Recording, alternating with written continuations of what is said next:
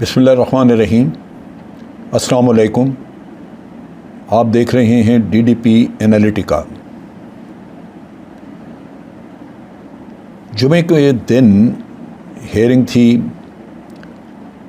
Election commission में, जो कि PTI की तरफ से अपने मुनहरफ अरकान के बारे में उन्होंने रेफरेंसेस दायर किए हुए हैं उसके बारे में, और अभी तक उसका कोई फ़ैसला नहीं हुआ।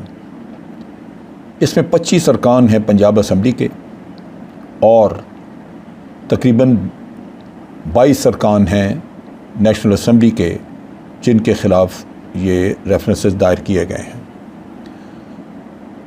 होना तो ये चाहिए था कि इनके फ़ैसले प्रायोरिटी पे किए जाते, लेकिन चूँकि पीछे कुछ मकासद हायल हैं, लिहाजा लहतुलाल हो रही है और इनके फ़ैसला करने में डिले की जा रही है।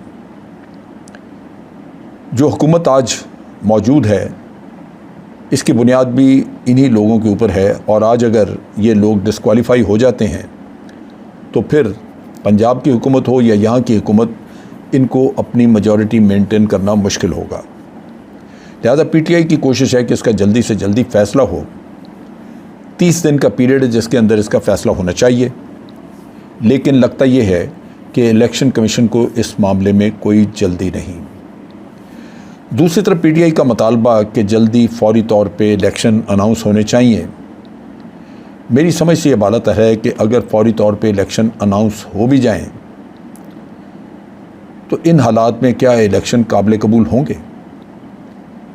क्या इस वक्त कोई गैर जानिबदार केयर टेकर गवर्नमेंट बनाने का इंतज़ाम हुआ? अभी तक नहीं, और उसके ऊपर काफ़ी सारी कोशिश करने की ज़रूरत होगी। इसी तरह क्या आज PTI को मौजूदा इलेक्शन कमीशन के ऊपर पूरी तरह एतमाद होगा? और फिर इलेक्शन का जो सिस्टम, उसमें बहुत सारी उसमें इम्प्रूवमेंट्स करने की ज़रूरत थी, इस्लाहात की ज़रूरत थी, जो PTI ने की, लेकिन अगली हुकूमत उसको ख़त्म करने के चक्कर में है। तो उन इस्लाहात के बग़ैर अगर इलेक्शन होते हैं एक ही दिन में पूरे पाकिस्तान में, तो उसमें तो हमेशा से डिगिंग होती है और होती आई है। फिर एक इस्तेमाल हमने करना था इलेक्ट्रॉनिक वोटिंग मशीन का, उसके बारे में भी कोई ज़िक्र नहीं।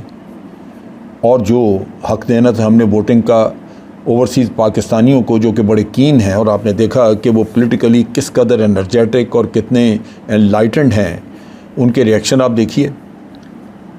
वो बाहर बहुत ज़्यादा उनकी तरफ से रिएक्शन नज़र आ रहा है और बहुत दिलचस्पी ले रहे हैं अपने मुल्क की पॉलिटिक्स के अंदर। लेकिन अगर इलेक्ट्रॉनिक वोटिंग मशीन नहीं आती तो वो कैसे अपना वोट देंगे? दूसरी तरफ दीदा दिलेरी देखिए कि लंदन में बसों के ऊपर शहबाज शरीफ और नवाज शरीफ की तस्वीरें लगा के सरकारी पैसे के ऊपर, जिस पे कहा जाता है कि तकरीबन 1 लाख पाउंड का ख़र्चा होगा ग़ालिबन 1 महीने के लिए या थोड़ा बहुत आगे पीछे, वो चर्चा किया जा रहा है। मियाँ साहब, मियाँ नवाज शरीफ वो हज़रत हैं जिनके घर के बाहर रोज़ाना सैकड़ों की तादाद में पाकिस्तानी खड़े चोर चोर के नारे लगा रहे होते हैं। और यहाँ भी ये कैबिनेट जो है वो तज़ाद का शिकार है। यहाँ पे भी उनके ख़िलाफ़ केसेस हैं, ज़मानतों पे बैठे हुए लोग। हम दुनिया को अपना क्या चेहरा दिखा रहे हैं कि बसों पे चर्चा कर रहे हैं लगा के इनकी तस्वीरें? क्या दुनिया को पहले पता नहीं है कि ये यहाँ पे क्या कुछ होता रहा है? तो इन हालात में जो पॉलिटिकल एटमॉस्फेयर है वो इस मुल्क का इस वक्त बहुत ख़राब है। चीज़ें वक्त के साथ साथ हाथ से निकलती नज़र आ रही हैं। बहुत सारे लोग कहते हैं कि खाना जंगी का ख़तरा है, और खाना जंगी का ख़तरा जो है वो बहुत सारी हद तक टलता है अगर हुकूमत वक्त वो सूझबूझ से काम ले। हुकूमत वक्त ने उनकी ज़िम्मेदारी होती है लॉ एंड ऑर्डर को मेंटेन करना, और उसके साथ साथ उनकी ज़िम्मेदारी होती है कि जो लोग अपना जमहूरी हक़ एहतजाज का रखना चाहते हैं उनके साथ कोऑर्डिनेशन की जाए, ताकि उनके एहतजाज में रुकावट ना ऐसी डाली जाए जिसकी वजह से फ़साद पैदा हो। और दूसरी तरफ एहतजाज करने वालों की भी ज़िम्मेदारी होती है कि वो एहतजाज को पुरअमन रखें और कोई खून खराबा ना हो। लेकिन यहाँ सूरत हाल बहुत अच्छी नहीं है। इमरान खान ने अपने एक लॉन्ग मार्च का ऐलान किया है, उसका सिलसिला अभी से शुरू है। 6 तारीख से जलसे 20 तारीख तक करने थे पंजाब और मुख्तलिफ KPK के मुख्तलिफ शहरों में। पहला जलसा मियाँ वाली में हुआ, बड़ा ज़बरदस्त जलसा, बड़ी अच्छी रिस्पांस और बड़ा जोश था, बड़ा जोश व खरोश था लोगों में। अब ये सिलसिला जारी है और ओवरसीज़ पाकिस्तानीज़ को भी इलेक्ट्रॉनिकली एड्रेस किया गया है और भी जलसे जो हैं वो इसी तरह पंजाब के मुख्तलिफ शहरों में होंगे। इन हालात में लोग जो हैं वो न सिर्फ मोबिलाइज होंगे बल्कि उनके अंदर एक ऐसा जज्बा भरा जाएगा जो अपने लीडर को सपोर्ट करने के लिए वो भरपूर साथ देंगे। अब ये पब्लिक मीटिंग जो है ये दरहकीकत उस लॉन्ग मार्च की इब्तदा है जो बाद में 20 तारीख के बाद होगी। इमरान खान ने अपने लोगों को कहा है कि 20 तारीख के बाद मैं कॉल दूंगा और उस कॉल के ऊपर भरपूर तरीके से आपने बाहर आना है। पीटीआई के लीडर ये कहते हैं कि लाखों के हिसाब से मिलियंस ऑफ पीपल ये बाहर निकलेंगे और अपने लीडर को, इमरान खान को सपोर्ट करने के लिए, भरपूर सपोर्ट करने के लिए ये मैदान में आएंगे और इस्लामाबाद की तरफ मार्च करेंगे। अब क्राइसिस जो है वो बढ़ती क्यों है? जो चीज़ें जिन पे अदालतों ने फ़ैसले करने हैं जो कि पीडीएम या पीएमएलएन के मुफाद में जाती हैं, उनके फ़ैसले तो फ़ौरन हो जाते हैं, और जो पीटीआई के मसाइल हैं, मसले जिनमें वो अदालत पे जाते हैं, जिस तरह के डिसिडेंट या जो मुनहरिफ लीडर्स हैं या मुनहरिफ इनके लोग हैं, इलेक्टेड लीडर, उनके बारे में जो फ़ैसले कर रहे हैं उन वो लटके रहते हैं। जब आप वक्त पे फ़ैसले नहीं करेंगे तो लाजमन लोग जो हैं वो कानून को अपने हाथ में लेने की कोशिश करेंगे।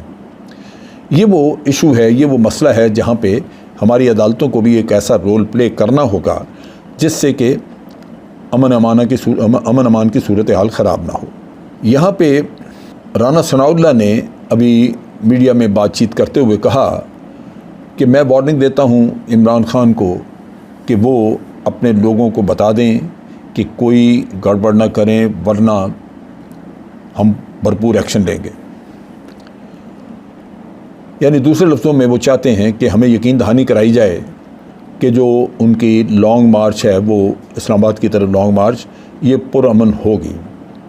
मेरा ख़्याल है यकीन दहानी कराने में और फिर कोशिश करने में कि लॉन्ग मार्च पुरअमन रहे, इसमें कोई हर्ज नहीं होना चाहिए, क्योंकि हम नहीं चाहते कि हमारे मुल्क में कहीं भी बदअमनी हो, लोगों का जानी नुकसान हो, ये नहीं होना चाहिए।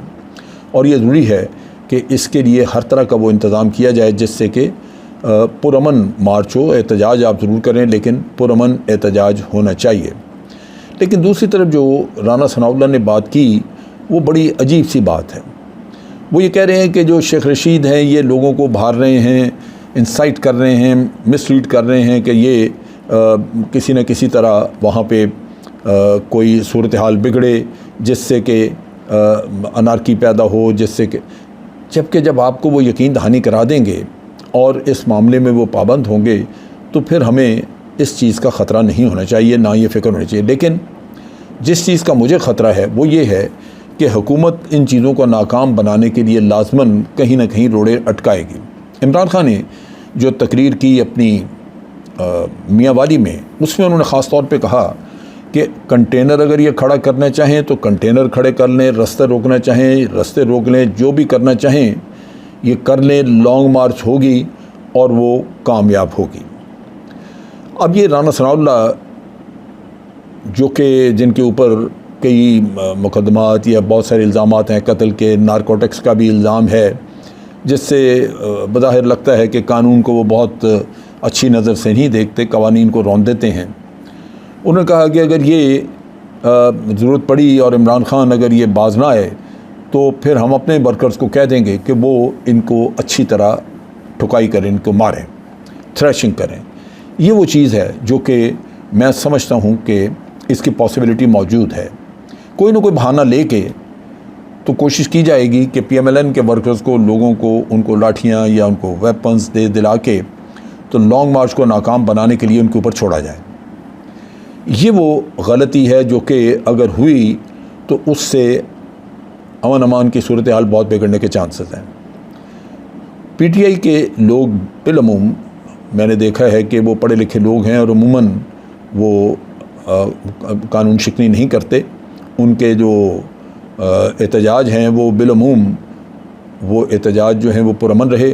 कोई हमने ऐसी चीज़ नहीं देखी जिससे कि ये नज़र आए कि वाकई वो को वायलेंस की तरफ जाना चाहते हैं। दूसरी जो उन्होंने बात की वो बड़ी अजीब सी है। पूरी दुनिया ने इनको कंडेम किया कि जो ब्लास्फेमी के या तौहीन रसालत के जो केसेस आप बना रहे हैं वो गलत है। ख़ास तौर पे पीपल्स पार्टी इससे दूर हट गई, उन्होंने इनको कंडेम किया। उन्होंने कहा कि ये केसेस बनते नहीं हैं और हम इस किस्से में आपके साथ नहीं हैं। अब उससे वो थोड़ा पीछे हट रहे हैं, लेकिन इससे पहले उन्होंने मजहबी जमातों को बड़ा गुमराह करने की कोशिश की। ख़ास तौर पे उसमें तहरीक लब्बैक पाकिस्तान TLP, उनके लोगों को बड़ा इन्होंने गरमाने की कोशिश की। हाफिज़ ताहिर अशरफ़ी जो हैं उनको भी उन्होंने उछाल के मैदान में खड़ा कर दिया, उन्होंने भी नारे शारे लगाए और इसको तौहीन रसालत का हर लिहाज से केस बनाने की कोशिश की। अगर तौहीन रसालत का केस हो तो वो तो सबसे पहले PMLN या इनके पीपल्स पार्टी के लोगों के बनता है, क्योंकि पहले तो वो नारे लगाते रहे, मियाँ नवाज शरीफ के हक़ में नारे लगते रहे, लिहाजा वो तौहीन रसालत नहीं थी। सो ये भोंडे केसेस, लेकिन ये हुकूमतें ऐसी हैं कि इनसे हर तरह के गलत काम की तवक्को की जा सकती है। अब जब ये तौहीन रसालत का केस हर तरफ से इसके ऊपर लान तान हुई कि ये बनता नहीं, तो अब इन्होंने कहना शुरू कर दिया कि जी कम अज़ कम इमरान खान और ये जो उनके लीडर्स हैं ये माफ़ी मांगें। माफ़ी किस बात की? जो लोग यहाँ थे उनके ऊपर तो बिल्कुल ही केस नहीं बनता, उसका तो सवाल ही पैदा नहीं होता, वो तो वहाँ है ही नहीं। लिहाजा वही बात आ जाती है कि ये फिर उसी चीज़ को ले के किसी न किसी तरह शर फैलाने के चक्कर में है।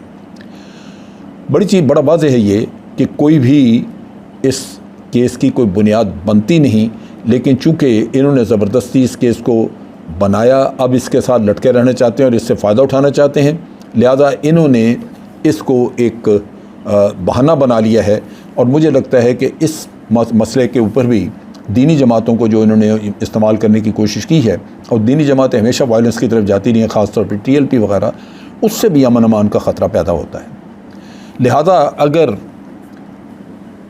यहाँ कल को कोई सिविल वॉर या कल को कोई ऐसी कत्ल गारत का कोई अल्लाह ना करे को हालात पैदा होते हैं, तो ये जहन में रखना चाहिए कि हुकूमत वक्त और ख़ुसूसन वज़ीर दाखिला टाइप लोग ये ज़िम्मेदार होंगे इस सूरत हाल को ख़राब करने में। यहाँ पे होश के नाखून लेने चाहिए, और मैं समझता हूँ कि तमाम पार्टीज़ को इस नुक्ते पे ख़ास तौर पे तवज्जो देनी चाहिए कि एहतजाज भी हो, पॉलिटिकल एक्टिविटी भी हो, मुतालबात भी हों, मुतालबात माने भी जाएं, ना माने जाएं, उसके लिए जद्दोजहद हो, लेकिन वायलेंस नहीं होनी चाहिए।